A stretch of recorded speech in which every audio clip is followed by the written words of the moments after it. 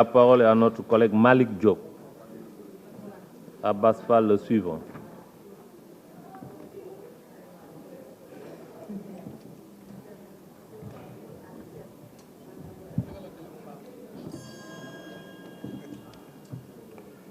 Monsieur le Président, honorables députés, Monsieur le Ministre, Mesdames et Messieurs, il est des lois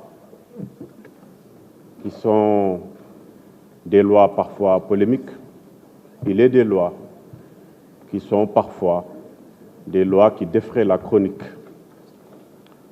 Il est des lois qui sont issues de problèmes réels que les citoyens ont au fur et à mesure de choses importantes. Il s'agit parfois, par exemple, d'élections. C'est le cas précisément de la loi sur le parrainage. Il y a eu des polémiques, il y a eu des discussions, il y a eu des avis, beaucoup d'avis. La rationalisation des candidatures, la rationalisation des dépenses publiques, etc., etc. Il fallait, à un moment donné, voter une loi, partir sur une base et continuer. Dans le cadre de l'amélioration continue, je pense qu'il est important que nous puissions, nous, comme à l'international, témoigner ici de la vitalité de la démocratie sénégalaise. La vitalité d'une démocratie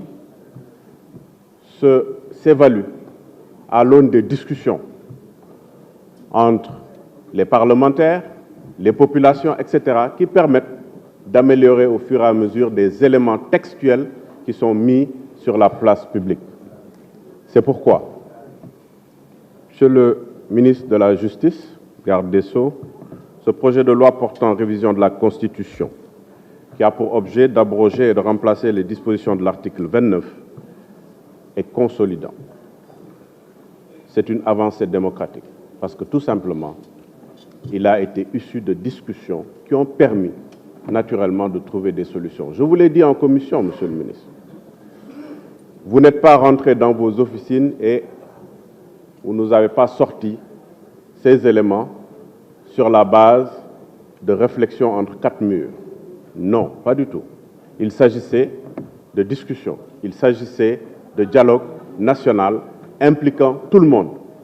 Et c'est textuellement que vous avez proposé ce qui est issu de ce dialogue, qui est un dialogue national, qui n'est pas précisément un dialogue politique, la partie politique étant intégrée. Je voudrais également, Monsieur le ministre, vous dire que nous avons été très satisfaits, toujours dans le cadre de la vitalité démocratique, du fait que vous soyez à l'écoute de ce que les parlementaires, en tout cas nous en premier, avions proposé, à savoir le retrait de l'article 87 de l'article 87 proposé en son temps.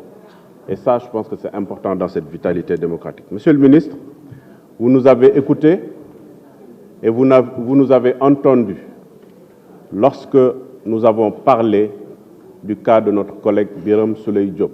Nous tous, nous avons porté ce plaidoyer. Je pense que c'est important que des parlementaires puissent porter ensemble un certain nombre de plaidoyers et ça donne des résultats.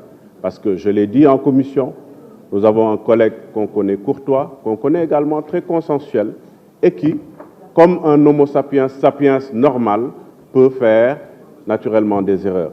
Et je vous avais dit en son temps, même la diplomatie sénégalaise arrive à soulever des montagnes, à déplacer des montagnes. Et je pense qu'il y a beaucoup d'avancées par rapport à cela et nous vous en remercions. Mesdames et messieurs, je pense que le débat, il est important, mais il est important qu'au fur et à mesure, quand il y a des avancées démocratiques, que nous qui sommes des parlementaires, nous puissions toucher du doigt ce qui se passe au niveau du Sénégal et montrer également à l'aune, au monde entier que le Sénégal est une démocratie qui a une vitalité qui permet aujourd'hui d'être fier par rapport à l'international. Je vous remercie. Merci, chers collègues. La parole est à notre collègue Abbas Fall, Ismaël Diallo, le suivant.